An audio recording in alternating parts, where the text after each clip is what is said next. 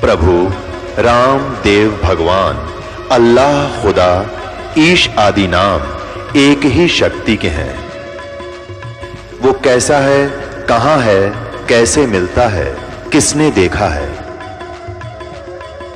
ये प्रश्नवाचक चिन्ह पूर्ण रूप से हटाने के लिए अवश्य सुनिए जगत गुरु तत्वदर्शी संत रामपाल जी महाराज के अमृत वचन, सर्व पवित्र धर्मों के पवित्र शास्त्रों के आधार पर।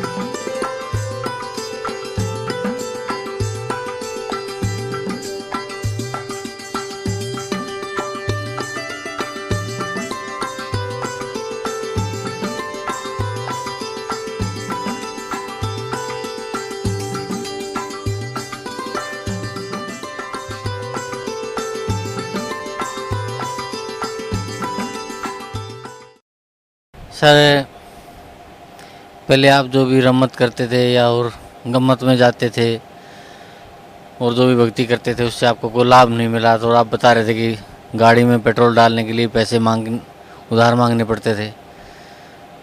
फिर आप परम संत सतगुरु रामपाल जी महाराज की शरण में आए, तो जो भक्ति सतगुरु रामपाल जी महाराज ने आपको दी है, उस भक्ति का आपको क्या लाभ मिला? जी भगत जी, एक लाभ हो तो बता दें। परमात्मा के यहाँ पे आने के बाद में इतने लाभ हुए कि सबसे बड़ा लाभ ये हुआ कि हम सारे घर में इतने दुखी थे कि महीने में अगर 30 दिन होते तो हमारे घर से जो पहले की भक्ति में जो हम धार्मिक अनुष्ठान कराते थे उसमें कम से कम 30 दिन होते थे, तो 15 दिन हमारे घर से नारियल चढ़ते थे, चोले चढ़ते थे हनुमान जी के यहाँ की जगह। तब भी हमारे पिताजी को कोई सुख नहीं था। हमारे पिताजी को भूत उनकी शरीर में प्रवेश करके भूत बोलता था। उनको जो गांव के लोग देवता कहते थे। हर जब किसी गांव वाले को कोई दिक्कत होती थी तो वो उनके सामने आके अरदास लगाते थे और हमारे पिताजी को शरीर में भूत आता था और वो बोलता था और हुक्का पीता था, वो बीड़ी पीता था। परमात्मा से नाम लेने के बाद में जब हमने नाम लिया उसके 1 साल बाद ही पापा को नाम लिवा दिया। हमने पापा को और मम्मी को समझाया, तब से लेके आज तक पापा को किसी भी प्रकार का कोई भूत प्रेत नहीं सताता है।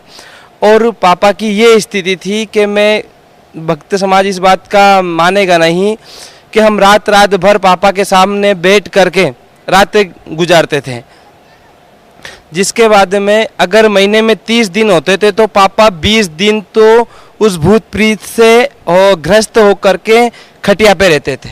और अभी की एक बात है, 8 सितंबर 2013 को हमारे घर में चोर घुस गए थे। तो हमारे जो घर है उसमें हम ऊपर की ओर सोते हैं, नीचे की ओर बाड़ा है जिसमें पशु बनते हैं, जिसमें हमारे चाचा के, हमारे अंकल के और हमारे पशु साथ में ही बनते हैं एक ही साथ। 8 सितंबर 2013 को रात को 2 बजे तक हमारे चाचा घर पशु के पास में बैठे थे। एक पशु को ऐसे ही तकलीफ थी उसके कारण, तो चोर हमारे घर में 2:30 बजे के समथिंग घुसे। तो चोरों ने भैंसों को चोरी कर ली, भैंसों की सारी की रस्सियाँ काट दी। और हमारे पास में 3 भैंस थी, 3 ही भैंस हमारे चाचा के पास थी। तो उसमें से हमारी 3 भैंस में से 1 भैंस की रस्सी काट दी और हमारे चाचा की 3 भैंस चोर ले गए और हमारी भैंस को एक भी चोर नहीं ले गए। सुबह जब बात निकली तो हम कुएं पे थे, तो जब आके हमने पूछा कि दूसरे ने बताया कि भाई आपके घर चोरी हो गई। हम सुबह से घर से कुएं पे चले जाते हैं, तो हमने की कि हम आपकी तो भैंस चोर ले गए ही नहीं और आपके चाचा की 3 ही भैंस चोरी ले गए। तो हमने कि ये सब परमात्मा की रजा है। हमने 1-2 लोगों से गांव में कही, मैंने कि उनने ही क्वेश्चन करे कि संत रामपाल जी महाराज की तो भैंस चोर ले गए ही नहीं और वो हमारे चाचा को गांधी जी कहते हैं, क्योंकि उनकी गांधी जी की तो भैंस चोर ले गए। ये एक पूर्ण परमात्मा ही इस प्रकार का चमत्कार कर सकता है। सर, भगत समाज को क्या संदेश देना चाहते हैं आप? भगत समाज को हम यही संदेश देना चाहते हैं कि ये पूर्ण परमात्मा बरवाला जिला हिसार हरियाणा में आए हुए हैं, यहाँ पर आकर के अपना कल्याण कराएं। जी धन्यवाद आपका, बहुत बहुत। क्या शुभ नाम है सर आपका? मेरा नाम है कमलेश। कहाँ से आए हैं जी आप? मैं एमपी से आए, जिला भिंड, ग्राम पतलोखरी से। सर, क्या काम करते हैं आप? हम अहमदाबाद में कलर का काम करते हैं। सर, परम संत सतगुरु रामपाल जी महाराज से नाम उपदेश लेने से पहले आप कौन सी भक्ति करते थे? पहले हम माता जी की और शंकर जी की पूजा करते थे। तो जो भक्ति आप माता जी की करते थे या शंकर जी की पूजा करते थे, उस सब भक्ति से आपको क्या लाभ मिलता था? वो मैं व्रत भी रखता था सोमवार के दिन और उनकी पूजा भी करता था। फिर करते करते मेरे को कोई लाभ नहीं मिला। फिर सर, आप परम संत सतगुरु रामपाल जी महाराज की शरण में कैसे आए? मेरी दामाद और मेरी लड़की यहाँ गुरुदक्षा लिया था 2011 में। मैं अहमदाबाद में कलर का काम करता था, तो मेरे को काम करते करते अटैक आ गया। अटैक आ गया तो मैं वहाँ से, मेरे साथ में कारीगर थे, वो लेके मेरे को दवाखाने ले गए। वहाँ मेरे को भर्ती कर दिया। फिर मेरे को एक दिन रहा तो वहाँ 30,000 रुपये खर्चा हो गया। दूसरे दिन डॉक्टर 2 लाख रुपए मांगने लगा।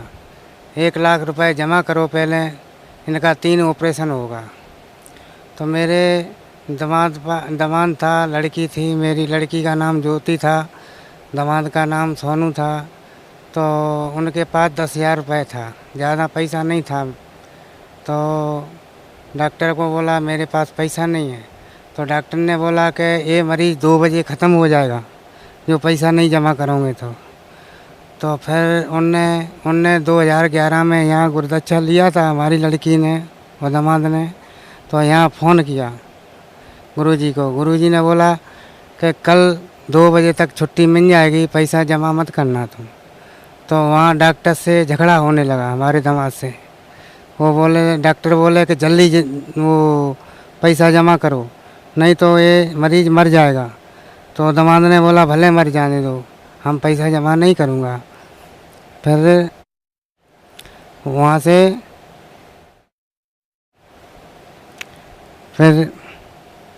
से वे डॉक्टर झगड़ा करके चला गया गुस्सा में। फिर वहाँ से फिर मेरे को छुट्टी दिलवा दिया, दूसरे दवाखाने में ले गए।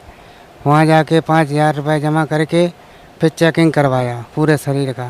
तो बड़ी बड़ी मशीनन में जाके आया, कुछ हमारे पास कुछ निकला नहीं। तो सुबह मेरे को 10 बजे ही छुट्टी मिल गया। फिर मैं वहाँ से ठीक हो गए। फिर बाद में मैं गुरुजी के यहाँ गुरुदक्षा लिया मैंने आके, और आज 2 साल से मेरे पास कोई बुखार भी नहीं आया। सर, परम संत सतगुरु रामपाल जी महाराज से नाम उपदेश लेने से पहले ही आपको जीवनदान मिला, फिर आपको परम संत सतगुरु रामपाल जी महाराज ने आपको भक्ति दी। तो जो भक्ति आपको दी है सतगुरु रामपाल जी महाराज ने, उस भक्ति का आपको अन्य क्या लाभ मिला? अन्य मेरे को यहाँ पहले मैं 10-10 रुपये को हैरान रहता था। फिर यहाँ गुरुदक्षा लेने से हमारे पास खूब आराम से पूरा परिवार सुखी रहने लगा। 10,000 5,000 रुपये मैं कमाने लगा, आने लगा, कोई हमको परेशानी नहीं पड़ा। फिर 2 साल हो गए। सर, भक्त समाज को क्या संदेश देना चाहते हैं आप? भक्त समाज को यही संदेश देना चाहते हैं कि बरमाला जाइए और वहाँ नाम दाम लीजिए और अपना नाम का पालन कीजिए। जी धन्यवाद आपका। परम पिता परमात्मा पूर्ण ब्रह्म सारी सृष्टि के रचनहार कबीर देव कबीर साहिब कबीर परमेश्वर जी की असीम रजा से आप सभी पुण्यात्माएं सत्संग सुनने के लिए उपस्थित हुए। जिस प्राणी के बहुत ही अधिक पुण्य उदय होते हैं वो मानव शरीर प्राप्त करते हैं, और जिन मानव शरीर प्राप्त प्राणियों को सत्संग प्राप्त होता है वो बहुत ही शुभ संस्कारी हंस होते हैं।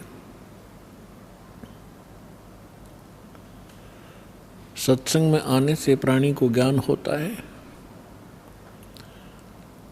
कि आप कहाँ रह रहे हो, आपके जीने का उद्देश्य क्या है, मनुष्य शरीर किस लिए प्राप्त हुआ है।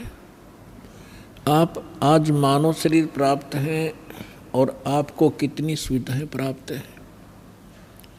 अन्य पशु पक्षियों को आप देखते हो, कभी ध्यान भी नहीं देते कि ये इतने दुखी क्यों हैं। गर्मी और सर्दी, वर्षा और ओले गिरते हैं, ये सारा जीवन ऐसे ही प्राकृतिक आपदाओं को सहन करते करते मर जाते हैं। आप जी ने ये सोच रखा है कि ये तो ऐसे बनते रहेंगे और हम मनुष्य हैं, मनुष्य ही बनते रहेंगे। ऐसा नहीं है। ये भी कभी मानव थे, ये भी कभी मनुष्य थे और इनको तत्वदर्शी संत सतगुरु मिले नहीं। ये भी अपने अनमोल मनुष्य जीवन को ऐसे ही व्यर्थ कर गए जैसा कि हम सतगुरु प्राप्ति से पूर्व कर रहे थे। तो आपका बहुत सौभाग्य है कि आपको ये ज्ञान मिला, सच्चा भगवान मिला, और जिस नाम को अभी तक बहुत ही गुप्त रखा हुआ था वो आपको सतनाम मिला। अब परमात्मा ने कसर नहीं छोड़ी आपके ऊपर रहम करने की। अब आप इस रजा को बना के रखना, भूल मत जाना और गफलत ना करना। जो भी जिस भी समुदाय में जन्मा है उसी कर्म को, उसी साधना को सत्य मान रहा है, और यही सबसे बड़ी भूल है इस प्राणी की। क्योंकि साधना कौन सी ठीक है, ज्ञान कौन सा ठीक है, भगवान कौन पूर्ण है, ये जानकारी का कोई आधार बनाकर हमने चलना पड़ता है। अपनी अपनी डफली, अपने अपने राग से अब काम चलेगा नहीं। परमेश्वर ने स्वयं आकर के जो निर्णय दे दिया, पहले तो आप जी को ये प्रूफ कर दिया गया है कि परमात्मा कौन है। इसमें तो कोई शंका रही नहीं कि हु इज गॉड, कौन है परमात्मा। Kabir is God. Who Kabir, कौन कबीर। हम सुल्तानी नानक तारे दादू को उपदेश दिया, जात जुलाहा भेद न पाया वो काशी महे कबीर हुआ। अनंत कोटि ब्रह्मांड का एक रति नहीं भारे, सतगुरु पुरुष कबीर हैं ये कुल के सिरजनहार। ये भी बता दिया उन महापुरुषों ने जिनको भगवान मिले कि काशी के अंदर जो धानक रूप में, दुल्हे रूप में रहा करते थे, जिसको हम एक कवि माना करते थे, वो पूर्ण परमात्मा है। वो अनंत कोटि ब्रह्मांड के सृजनहार हैं, सबके पालक हैं, और वो हमारे सबके पिता हैं। नानक साहब जी कहते हैं, फाई सूरत मुल्क की वेश, ए ठगवाड़ा ठगी देश, खरासियाना भोता भार। ये धानक रूप रहा करता। ये 24 नंबर पृष्ठ श्री गुरु ग्रंथ साहिब में लिखा है, अंकित है। फिर श्री गुरु ग्रंथ साहिब के 731 पृष्ठ पर लिखा है, अंधुला नीच जात परदेसी मेरा, खिल आवे तिन जावे, और जाकी संगत नानक रहंदा क्यों कर मोंडा पावे। फिर 721 पृष्ठ पर लिखा है श्री गुरु ग्रंथ साहिब जी के, एक अर्ज गुफ्तम पेश तोदर कून करतार, हक्का कबीर करीम तू बेऐब परवरदिगार। फिर अन्य महापुरुषों ने जिनको परमात्मा मिले उन्होंने यही बताया है। दादू साहब जी कहते हैं, जिन मुझको निज नाम दिया सोई सतगुर हमार, दादू दूसरा कोई नहीं ये कबीर सृजनहार। और भी जितने महापुरुष हुए हैं उन्होंने परमात्मा कबीर जी को ही परमात्मा बताया। हमारे वेद भी परमात्मा को कबीर देव कहते हैं, कबीर साहब कहते हैं, और कुरान शरीफ के अंदर उनको अल्लाह अकबर कहा है। अल्लाह कबीर, कबीर देव, कबीर भगवान, कबीर साहब। तो कहने का भाव ये है कि वो कबीर इज गॉड। और गीता अध्याय नंबर 4 के श्लोक नंबर 32 और 34 में स्पष्ट किया है कि वो परमात्मा सच्चिदानंद घन अपने मुख कमल से यथार्थ ज्ञान बोलता है, उच्चारण करता है। वो सच्चिदानंद घन ब्रह्म की वाणी तत्व ज्ञान कहलाता है। उसके अंदर धार्मिक अनुष्ठानों की जानकारी विस्तार के साथ कही गई है। उस तत्व ज्ञान को तू तत्वदर्शी संतों के पास जाकर समझ, गीता ज्ञानदाता कहते हैं। और वो तत्वदर्शी संत तुझे उस तत्व ज्ञान और परमात्म ज्ञान का और तत्व ज्ञान का उपदेश करेगी। तो कहने का भाव ये है कि जो हमारे सदग्रंथ हैं, पवित्र वेद, पवित्र श्रीमद् भगवत गीता, ये गॉड गिवन स्पिरिचुअल नॉलेज है। और इसमें ये इनकम्प्लीट है। परमात्मा ने 5 वेद दिए थे इस ज्योत निरंजन ब्रह्म को, इसने एक 5वां वेद नष्ट कर दिया, हम तक आने नहीं दिया, छुपा दिया। उसकी पूर्ति करने के लिए स्वयं परमेश्वर आते हैं। तो पुण्यात्माओं, परमात्मा को समझने के लिए हमने सदग्रंथों को आधार मानना पड़ता है। तो ये सदग्रंथ ये कह रहे हैं कि परमात्मा की जानकारी तत्वदर्शी संत बताते हैं। और वो तत्वदर्शी संत वो ज्ञान रखता है जो स्वयं भगवान आकर बताता है। वो सूक्ष्म वेद है, तत्व ज्ञान है। तो उस ज्ञान के अंदर ये तो प्रमाणित हो चुका है। उस ज्ञान के आधार से दास ने आपको सिद्ध कर दिया है कि परमात्मा कैसा है, कहाँ रहता है, वो क्या करता है और वो कैसे प्राप्त होता है।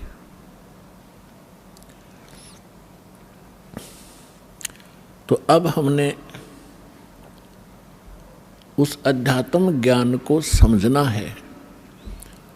अपनी विशेषकर हिंदू धर्म के अंदर श्रीमद् भगवत गीता एक बहुत ही शिरोधार्य शास्त्र माना जाता है और सत शास्त्र कहलाता है। परमात्मा ने 600 वर्ष पहले जो ज्ञान बोला था, उस समय हमारे धर्म गुरुओं ने परमात्मा का इतना विरोध करा दिया था कि हम भूल गए थे कि कबीर नाम का कोई व्यक्ति रहा होगा। केवल पुस्तकों में पढ़ा करते थे, कबीर साहब की वाणी पढ़ ली, ठीक है, दोहे इसलिए पढ़ा करते थे कि वो हमारे एग्ज़ाम के अंदर उनमें से कुछ अंश हमने लिखना पड़ता था। अब जब हम तत्व ज्ञान से परिचित हुआ ये दास, तो पता चला ये कबीर साहब कवि ही नहीं थे, ये परमेश्वर भी थे। तो उस परमेश्वर ने 600 वर्ष पहले कहा था, सुखदेव ने 84 भुगती, बण्या पजावे खरवो, तेरी क्या बुनियाद प्राणी, तो पेंडा पंथ पकड़वो। मोती मुक्ता दर्शत नाही, ये जग है सब अंदरे, दिक्कत के तो नैन चश्म, इनका फिरा मोतिया बंदरे।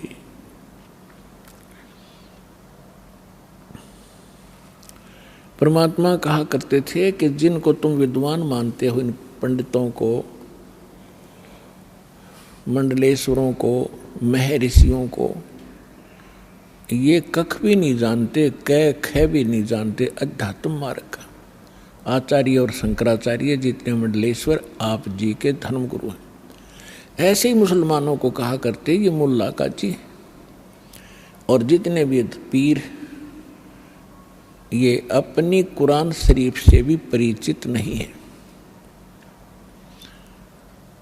तो इस बात से उस समय के सभी वो नकली धर्मगुरु परमात्मा का विरोध किया करते थे और उस परमात्मा को हमारे हृदय से कति गिरा दिया था, ये कह करके कि कबीर साहब तो अशिक्षित हैं, कोरी झूठ बोलते हैं। ये क्या जाने सदग्रंथों को। आज से 600 वर्ष पहले परमात्मा ने अपनी प्यारी आत्मा धर्मदास जी से कहा था, धर्मदास ये जग बोराना, कोई न जाने पद निर्वाणा, यही कारण मैं कथा पसारा, सबसे कहिए वो राम नियारा। यही ज्ञान जग जीव सुनावो, सब जीवों का भरम नसाओ। भरम गए जग वेद पुराना, आदि राम का वेद न जाना। अब मैं तुमसे कहूँ चताई, तेरे देवन की उत्पत्ति वाई। तेरे तीनों देवताओं की उत्पत्ति बताता हूँ, ब्रह्मा विष्णु महेश की कैसे जन्म हुआ। माँ अष्टंगी पिता निरंजन, ये जुम दारुण वंशन अंजन। पहले कीन निरंजन राई, पीछे से माया उपजाई। माया रूप देख अति शोभा, देव निरंजन तन मन लोभा। देवी को तुरंत धर खाए, पेट से देवी करी पुकारा। हे साहिब मेरा करो उभारा, टेर सुनी तब ता हम आए, अष्टंगी के बंद छुड़वाए।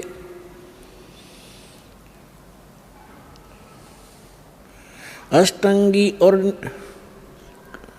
काल अब दो मंद कर्म से गए बिगोई। धर्मराय की ने भोग विलासा, माया को रही तब आशा। तीन पुत्र अष्टंगी जाए, ब्रह्मा विष्णु शिव नाम धराए। तिनके सुत हैं तीनों देवा, ये अंदर जीव करते हैं सेवा। गुण तीनों की भक्ति में ये भूल पड़ो संसार।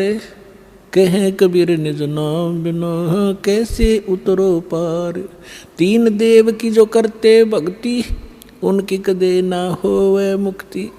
आज से 600 वर्ष पहले परमात्मा ने कहा था कि गुण तीनों की भक्ति में। तीन गुण कौन? रजगुण ब्रह्मा, सतगुण विष्णु, तमगुण शिव जी। इन तीनों देवताओं की भक्ति में ये भूल पड़ो संसार। और कहें कबीर निज नाम बिना, यथार्थ मंत्र के बिना तुम कैसे उतरो पार। और तीन देव की जो करते भक्ति, उनकी कदे न होवे मुक्ति। जिस परम पिता को ये अज्ञानी, एक संस्कृत भाषा के ज्ञाता कहा करते, वो अविद्वान है, जुलाहा है, शूद्र है, मूर्ख है, इसने बोलना भी ना आता, भाषा का उच्चारण भी ठीक नहीं, ये क्या जाने सदग्रंथों के बारे में ये आलोचना करता है। गुण तीनों की भक्ति में ये भूल पड़ो संसार। कहें कबीर निज नाम बिना कैसे उतरो पार। गुण तीनों की भक्ति में, होय होय, तीन गुणों की भक्ति। अब ये गुण क्या है, यह समझ में ना रही थी इनका आज तक। तो परमात्मा ने बताया कि रजगुण ब्रह्मा, सतगुण विष्णु, तम गुण शिव कहावे रे। चौथे पद का मरहम न्यारा, कोई तत्वदर्शी बतावे रे। अब तीन गुण कौन थे? भगवान ने 600 वर्ष पहले सिद्ध कर दिया कि तीन देव, तीन गुण,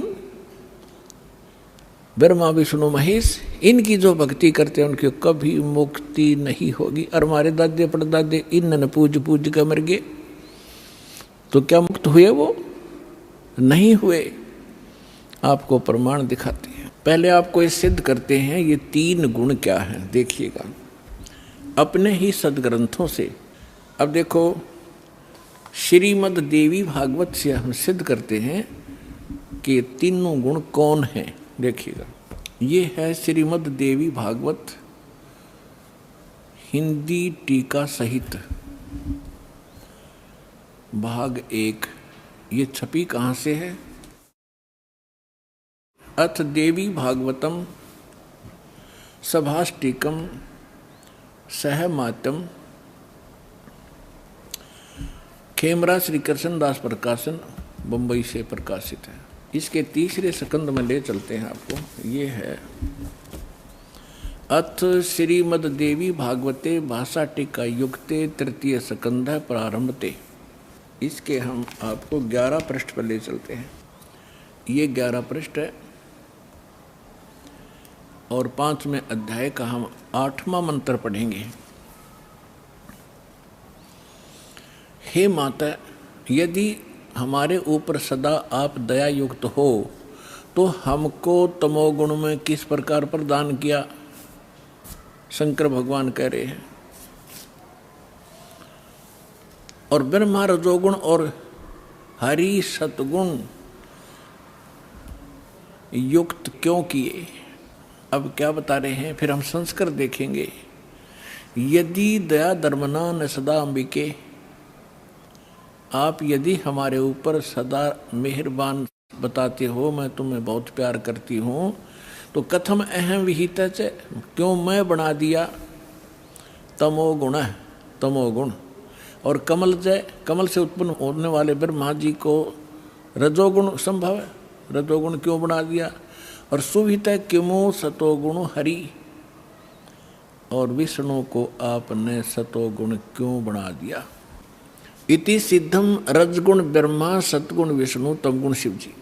अब एक और पुराण से सिद्ध करते हैं ब्रह्मा विष्णु महेश क्या है, देखिए। ये है मार्कंडेय पुराण, सचित्र मोटा टाइप, केवल हिंदी, और गीता प्रेस गोरखपुर से प्रकाशित है। इसके 22-23 पृष्ठ पर दिखाएंगे। ये 122 पृष्ठ पर हम पढ़ना शुरू करेंगे मार्कंडेय पुराण। यहाँ से मार्कंडेय जी बोले, ये बता रहे हैं सारा कुछ, हम यहाँ आ जाते हैं। मार्कंडेय जी बता रहे हैं रजोगुण प्रधान ब्रह्मा, तमोगुण प्रधान रुद्र, सत्व प्रधान विश्वपालक विष्णु हैं, और यही 3 देवता हैं और यही 3 गुण हैं। अब जिसको ये अनपढ़ अशिक्षित कहा करते थे, उस परमेश्वर ने 600 वर्ष पहले बता रखा था ब्रह्मा विष्णु महेश, रजगुण ब्रह्मा सतगुण विष्णु तमगुण शिव जी। जो इनकी पूजा करते हैं वो कभी मुक्ति प्राप्त नहीं कर सकते। श्रीमद् भगवद गीता में उनको क्या संज्ञा दी है? इस त्रिगुण में ही माया, रजगुण ब्रह्मा सतगुण विष्णु तमगुण शिव जी की जो पूजा करते हैं, जिनकी बुद्धि इन्हीं पर सीमित होगी है, इसके अतिरिक्त वो किसी की बात को सुनना पसंद भी नहीं करते। राक्षस स्वभाव को धारण किए हुए मनुष्यों में नीच दूषित कर्म करने वाले मूर्ख, 4 गाली इकट्ठी दे रखी है। गीता ज्ञानदाता कहता, मेरी भक्ति भी ना करते। गीता ज्ञानदाता कौन है? ये ब्रह्म है, ये सरपुरुष है, 21 ब्रह्मांड का स्वामी है, ब्रह्मा विष्णु महेश का पिता है, जो श्री कृष्ण में प्रवेश करके श्रीमद् भगवद गीता का ज्ञान बोल गया। आइए पढ़ें अपने ही सदग्रंथों को, जिनको हम डेली रटा करते, हम पढ़ा करते, समझा नहीं करते। हमने मान रखा था इसके पढ़ने मात्र से ही मोक्ष होगा, नहीं। श्रीमद् भगवद गीता में जो लिखा है वैसे करने से मोक्ष होगा, ना कि केवल पढ़ने मात्र से। पढ़ने से ज्ञान होता है, वो ज्ञान भी ना हुआ, हमने पढ़ते पढ़ते कितने दिन बीत गए थे, वर्ष बीत गए थे। गुरु बिन का हुन पाया ज्ञाना, जो थोथा बुस छड़े मूड किसाना। गुरु बिन वेद पढ़े जो प्राणी, समझन सार रहे अज्ञानी। तो हम इन पढ़ा भी करते इन सदग्रंथों को, लेकिन ज्ञान नहीं था। आज हम पढ़ेंगे इस पवित्र सदग्रंथों को, परमात्मा की तत्व ज्ञान की रोशनी में हम एक एक अक्षर समझ जाएंगे। आइएगा, अब 7वां अध्याय पढ़ते हैं। देखिएगा, श्रीमद् भगवत गीता, जय दयाल गोविंद का इसके अनुवादक हैं, गीता प्रेस गोरखपुर से ये प्रकाशित है। और ये सबसे अधिक हिंदू समाज में यही पढ़ी जा रही है। अब देखते हैं 7वां अध्याय। ये स्टार्ट है अथ 7वां अध्याय श्रीमद् भगवत गीता। अब गीता ज्ञानदाता कहता है कि हे पार्थ, हे अर्जुन, अनन्य प्रेम से मुझ में आसक्त चित्त तथा अनन्य भाव से मेरे प्रयाण होकर योग में लगा हुआ तू जिस प्रकार संपूर्ण समग्रम संपूर्ण विभूति बल ऐश्वर्य गुण से युक्त सबके आत्म रूप माम मुझको संशय रहित जानेगा, उसको सुन। अब क्या कहता है गीता ज्ञानदाता? कहता है कि अब जो ज्ञान सुनाने जा रहा हूं, इसके जानने के बाद तुझे कोई शंका नहीं रहेगी मैं क्या हूं। आगे देखो, दूसरे श्लोक में कहा है, 7वां अध्याय दूसरा मंत्र, मैं तेरे लिए इस विज्ञान सहित तत्व ज्ञान को, इस ज्ञान को, तत्व ज्ञान नहीं ज्ञान को पूर्णतः कहूँगा, जिसको जानकर संसार में और कुछ भी जानने योग्य शेष नहीं रह जाता। अब क्या बता रहा गीता ज्ञानदाता कि ऐसा ज्ञान सुना दूंगा, इसके बाद फिर कुछ जानने की जो आवश्यकता नहीं रहेगी। फिर देखिएगा इसमें क्या बताता है। तीसरे मंत्र में, हजारों मनुष्यों में कोई एक सिद्धेय माने परमात्मा प्राप्ति के लिए प्रयत्न करता है,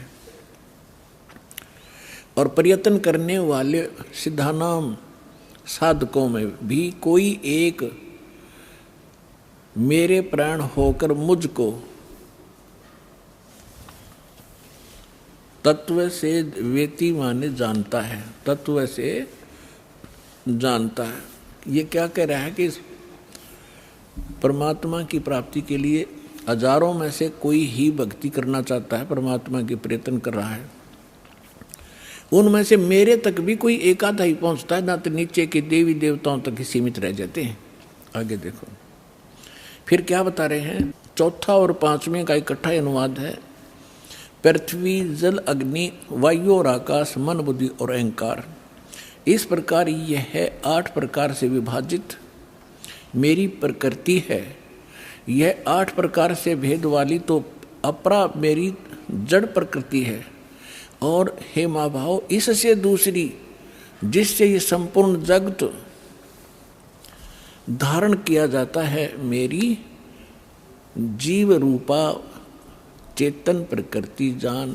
अब यहाँ 2 से दोगे, 2 प्रकृति, एक तो इन्होंने बता दिया 5 तत्व और मन बुद्धि और अहंकार, ये 8 प्रकार से बनी प्रकृति। दूसरी बता रहे हैं ये चेतन प्रकृति, ये दुर्गा है, दुर्गा। अब देखो ये सिद्ध हो रहा है कि दुर्गा को भी प्रकृति कहते हैं, और आप जी को बहुत बार इन सदग्रंथों में प्रमाणित किया है।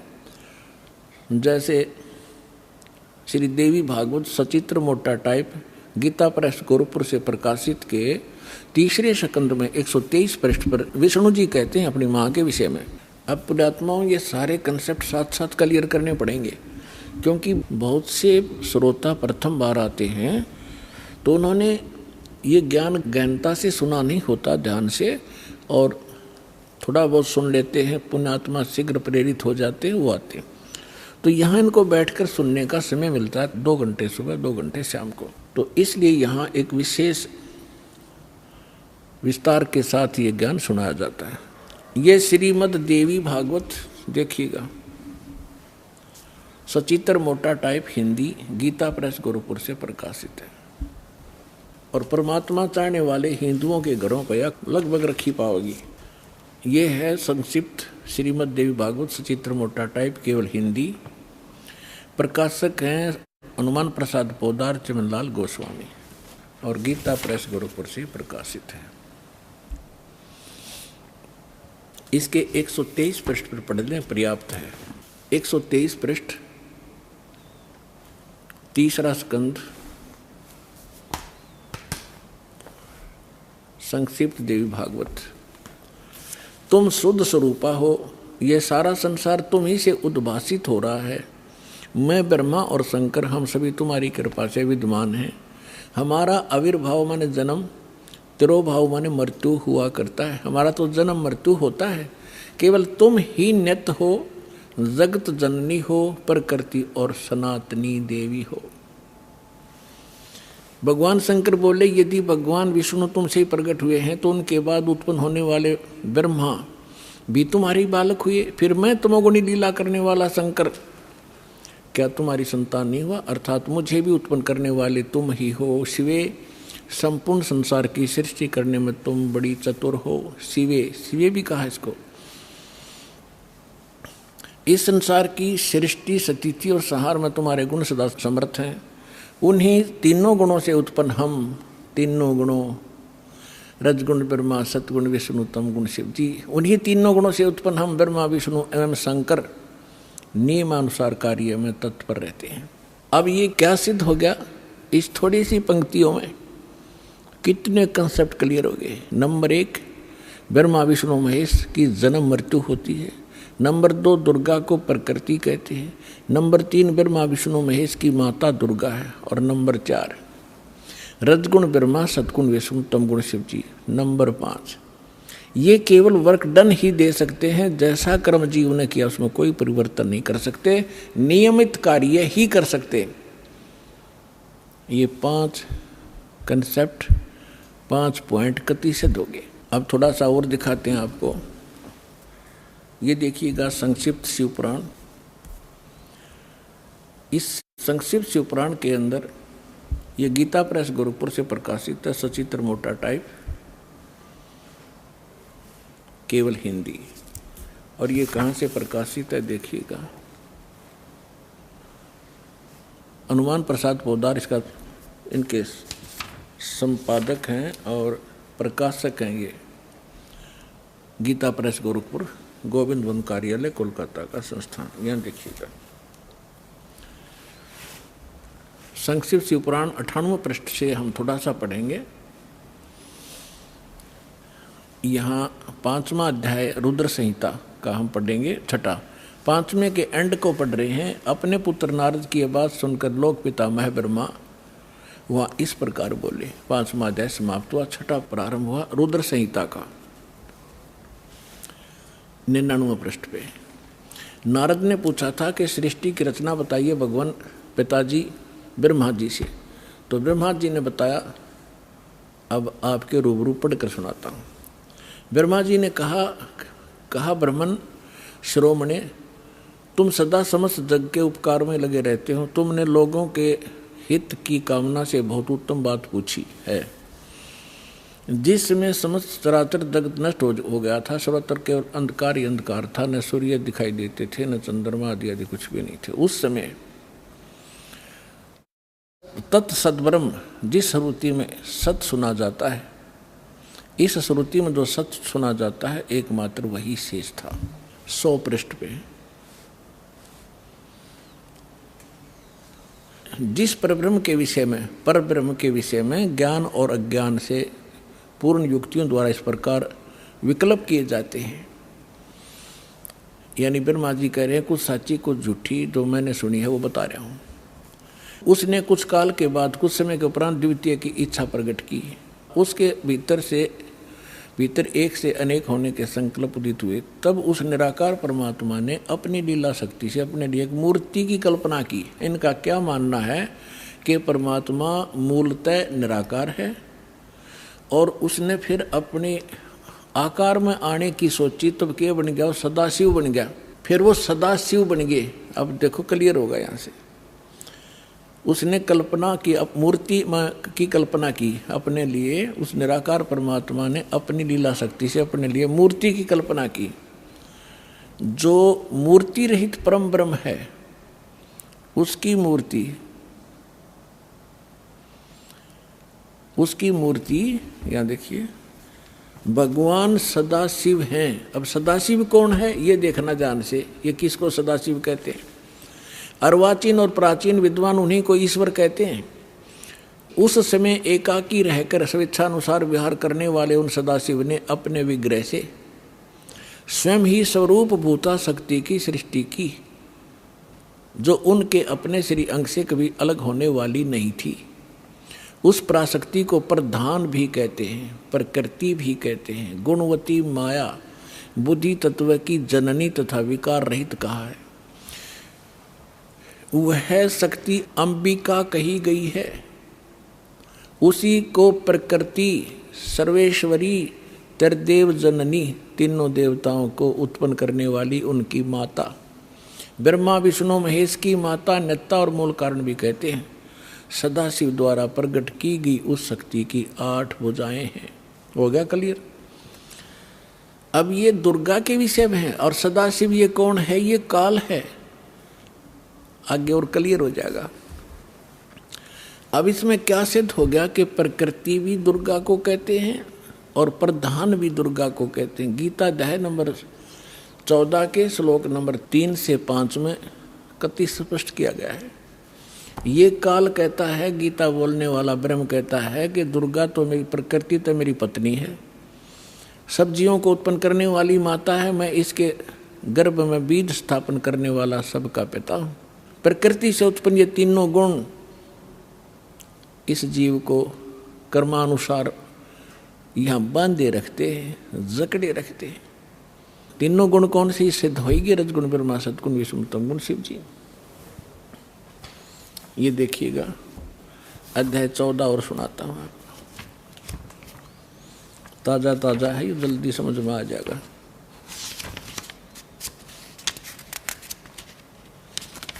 ये देखिएगा गीता अध्याय नंबर, श्रीमद् भगवत गीता अध्याय नंबर 14 का और श्लोक नंबर 3 में, हे अर्जुन, मेरी महत माने प्रधान ब्रह्म, मेरी महत रूप मूल प्रकृति संपूर्ण भूतों की योनि अर्थात गर्भाधान स्थान है। मैं उस योनि में चेतन यानी गर्भ को स्थापन करने वाला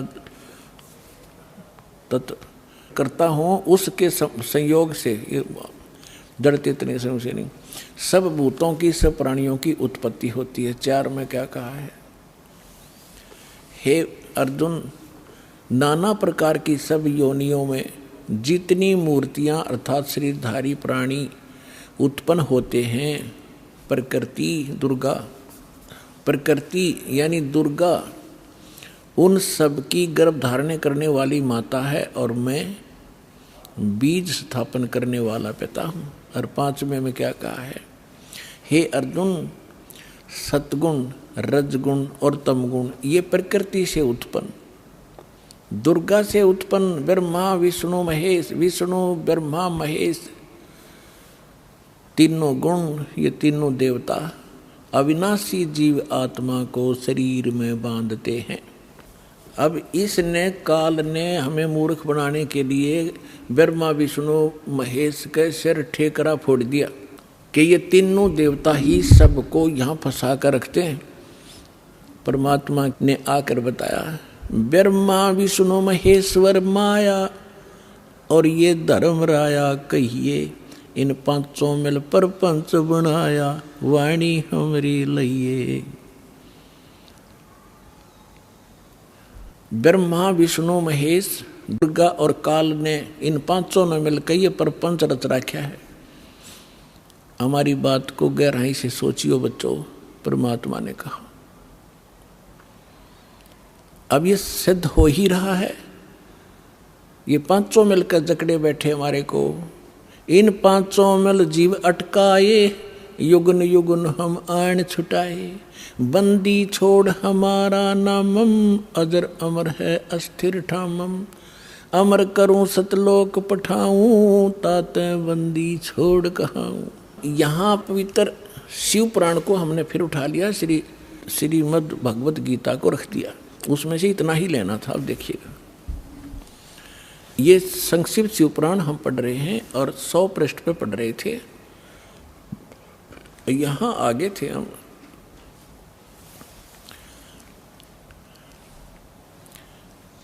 कि जो मूर्ति रहित परम ब्रह्म है उसकी मूर्ति भगवान सदाशिव हैं।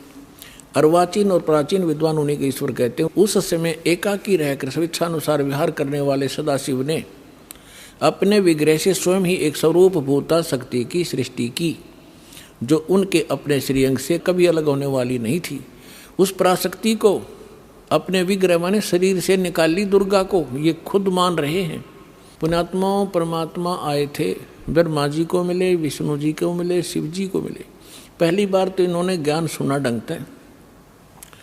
परमात्मा ने सबसे पहले ब्रह्मा को सृष्टि रचना आदि सुनाई थी, पहले उसने ठीक माना, बाद में काल ने उसके अंदर प्रवेश करके बुद्धि भ्रष्ट कर दी कि ये झूठ बोलता है, मनगढ़ंत कहानियाँ हैं, वेद सर्वश्रेष्ठ है, इसके अतिरिक्त कोई बातें मत मानो। तो इस ब्रह्मा जी ने कुछ तो परमात्मा से प्राप्त ज्ञान और कुछ फिर अपने अज्ञान के आधार से ये ज्ञान सुनाना चाहा, तो फिर भी सच्चाई छुपी नहीं। ये क्या कहना चाहते हैं कि सदाशिव पहले निराकार था, फिर सदाशिव बन गया। उसने अपने शरीर से एक शक्ति निकाल ली, वह प्रकृति कलाई, उसी को जगदम्बिका कहते हैं। तीनों देव की जननी, ब्रह्मा विष्णु महेश की माता, और उसकी 8 भुजाएं। यहाँ कर दिया ना डंगा इसने। और परमात्मा ने पहले ही बता रखा है कि जैसे दास ने सृष्टि रचनामा आपको बहुत बार सुना है, उसमें आप खूब समझ चुके होंगे, तो उसी का कुछ अंश लेकर इसने यहाँ मिलावट की है। देखिएगा, उस समय एकाकी रहकर स्वेच्छा अनुसार विहार करने वाले सदाशिव ने अपने विग्रह से स्वयं ही एक स्वरूप भूता शक्ति की सृष्टि की, जो उनके अपने श्री अंग से कभी अलग होने वाली नहीं थी। उस पराशक्ति को प्रधान प्रकृति गुणवती माया बुद्धि तत्व की जननी विकार रहित बताया गया। वह शक्ति अंबिका दुर्गा कही गई है। उसी को प्रकृति सर्वेश्वरी त्रिदेव जननी नित्या मूल कारण भी कहते हैं। सदाशिव द्वारा प्रकट की गई उस शक्ति की 8 भुजाएं। होगी क्लियर?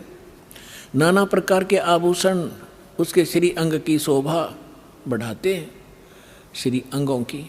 वह देवी नाना प्रकार की गतियों से संपन्न है और अनेक प्रकार के अस्त्र शस्त्र धारण करती है। एकाकिनी होकर भी वह माया संयोग वसात अनेक हो जाती है।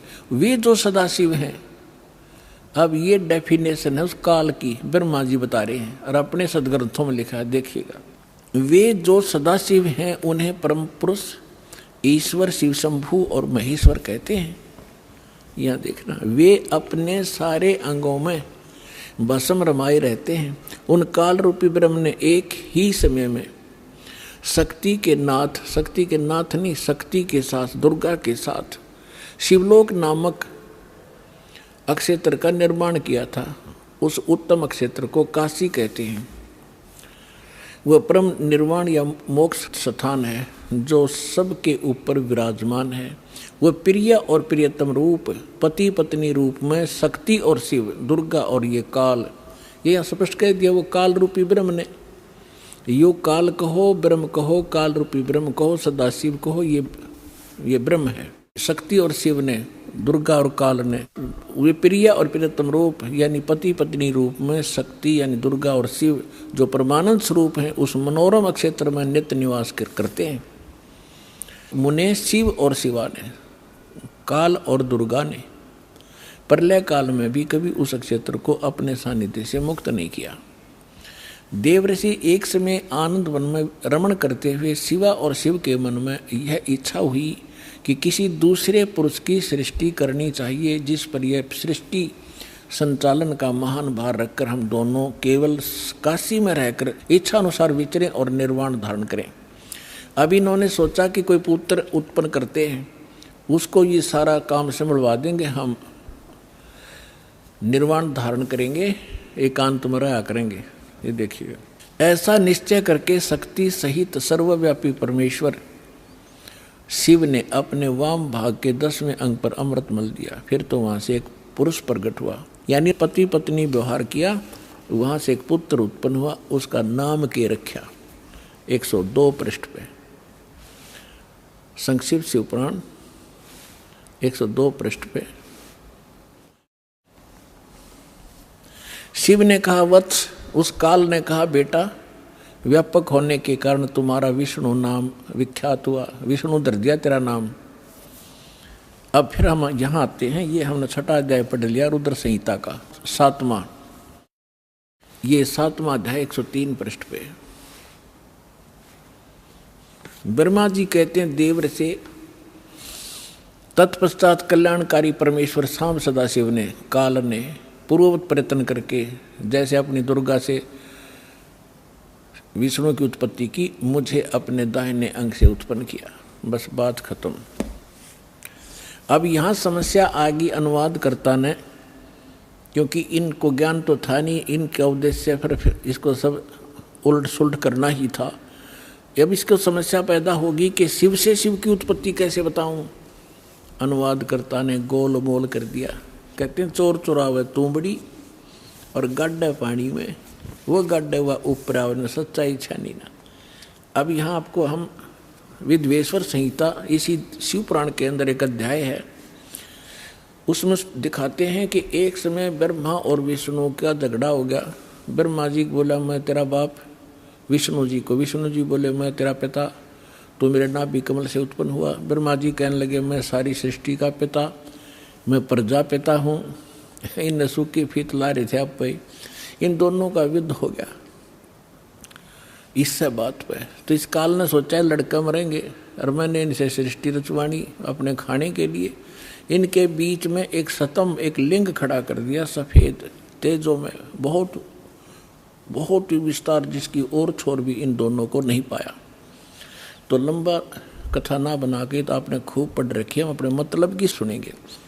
तो उसी समय ये खुद भी वहाँ अपने पुत्र शिव के रूप में, सदाशिव रूप में आकर खड़ा हो गया।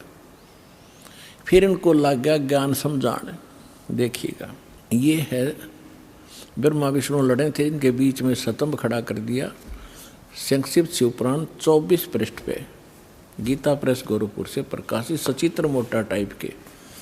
और ये विद्वेश्वर संहिता 25 पृष्ठ पे। यहाँ से थोड़ा सा हम लिंक लेंगे इसका। ब्रह्मा और विष्णु ने पूछा प्रभु सृष्टि आदि 5 कृत्यों के लक्षण क्या हैं, यह हम दोनों को बताइए। भगवान शिव बोले, युकाल बोला मेरे कृत्यों को समझना अत्यंत गहन है, तथापि मैं कृपा पूर्वक तुम्हें उनके विषय में बताता हूँ। अब हम ज़्यादा ना पढ़े, ये देखिएगा। अब 26 पे क्या लिखा है। पुत्रों, काल कहता ब्रह्मा और विष्णु को, पुत्रों तुम दोनों ने तपस्या करके प्रसन्न हुए मुझ परमेश्वर से सृष्टि और सतीथि नामक 2 कृत्य प्राप्त किए हैं, ये तुम दोनों को बहुत प्रिय है। इसी प्रकार मेरी विभूति स्वरूप रुद्र और महेश्वर ने, यू मैं नहीं है, ने 2 अन्य उत्तम कृत सहार और तिरोभाव मुझसे प्राप्त किए हैं। सिद्ध जो दास करना चाहा था, 2 पुत्र तो ये हो गए इसके, ब्रह्मा और विष्णु, जो वहाँ कति क्लियर हो गया, इनका जन्म हुआ दुर्गा से। और का 2 और है मेरे बेटे रुद्र और महेश्वर, तो हो गए 4, और 5वां बोल रहा है। अब और थोड़ा सा क्लियर करते हैं। हाँ, यहाँ एक थोड़ा सा और रह गया, इससे और अच्छा क्लियर हो जाएगा। यू कौन। अब यहाँ 26 पर हम पढ़ ही रहे थे, यही देखिएगा। अब 26 पर हम पढ़ रहे थे, यही इसके विद्वेश्वर संहिता का, यहाँ पर हम पढ़ रहे थे नीचे पुत्रों। यहाँ फिर इसका और थोड़ा सा लिंक है। ये क्या कहता है, मैंने पूर्व काल में अपने स्वरूपभूत मंत्र का उपदेश किया है, जो ओंकार के रूप में प्रसिद्ध है। वह मंगलकारी मंत्र है। सबसे पहले मेरे मुख से ओंकार ओम प्रकट हुआ, जो मेरे स्वरूप का बोधक करने वाला है। ओंकार वाचक है, मैं वाच्य हूँ, ये मंत्र मेरा स्वरूप ही है। प्रतिदिन ओंकार का निरंतर स्मरण करने से मेरा ही यानी काल का ही स्मरण सदा सिमरण होता है। मेरे उत्तरवर्ती मुख से अकार का, पश्चिम मुख से उकार का, दक्षिण मुख से मकार का, पूर्ववर्ती मुख से बिंदु का और मध्यवर्ती मुख से नाद का प्राकट्य हुआ है। इस प्रकार 5 अवयवों से युक्त ओंकार का विस्तार हुआ है। इन सभी अवयवों से एकीभूत होकर यह प्रणव यानी एक ओम अक्षर हो गया। अपने आत्माओं इन सदग्रंथों का दूध सा काट दिया कति दास ने परमात्मा की कृपा से। अब ये सिद्ध हो गया कि ये जो ओम मंत्र है, वो ओम मंत्र है जिसका जो ब्रह्म का है, और ये उनको समझा रहा है। ये इनका पिता है ब्रह्मा विष्णु महेश का, ये सदाशिव है। इसको काल रूपी ब्रह्म भी सदग्रंथों में भी कहा है, परमेश्वर ने भी कहा है। अब श्रीमद् भगवत गीता अध्याय नंबर 8 के श्लोक नंबर 13 में भी गीता यही ज्ञान दे रहा है और कह रहा है मेरा एक ओम मंत्र है। ये देखिएगा गीता अध्याय नंबर 8 का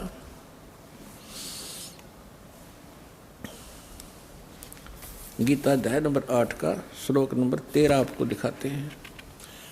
अध्याय 8 श्रीमद् भगवत गीता, अध्याय 8 और मंत्र नंबर 13। ओम इति एकाक्षरम ब्रह्म व्यवहारण माम अनुसमरण ये प्रियाति तजन देहम सयाति परमाम गतिम।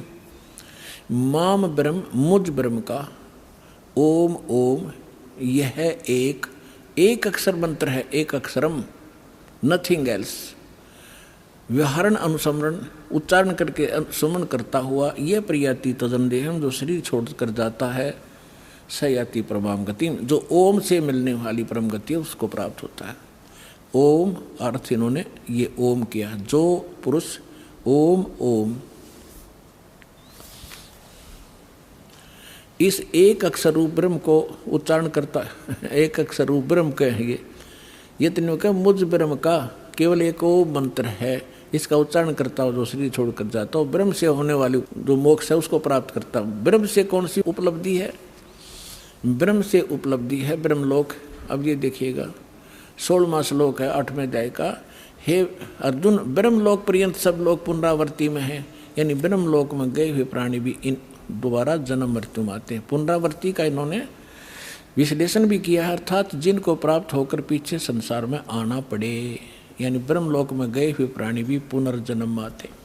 यह इन्होंने अनुवाद थोड़ा सा गलत किया है कि हे कुंती पुत्र, मुझको प्राप्त होकर पुनर्जन्म नहीं होता। देखे बिना दिमाग की बात इनकी। विद्यते का अर्थ विद धातु से बना है, विद माने जानना भी है। जो ये नहीं जानते कि मुझे प्राप्त होकर भी ब्रह्मलोक जाकर भी जन्म मृत्यु होते हैं, तो मेरी भक्ति करके भी उनकी पुनर्जन्म होता है। जो ये नहीं जानते उनका पुनर्जन्म होता है अर्जुन। जो ये नहीं जानते कि ब्रह्मलोक में गए हुए प्राणी भी वापस आते हैं, तो उनका वो मुझे प्राप्त होकर भी पुनर्जन्म है अर्जुन, उनका पुनर्जन्म है। इसका ये अर्थ है।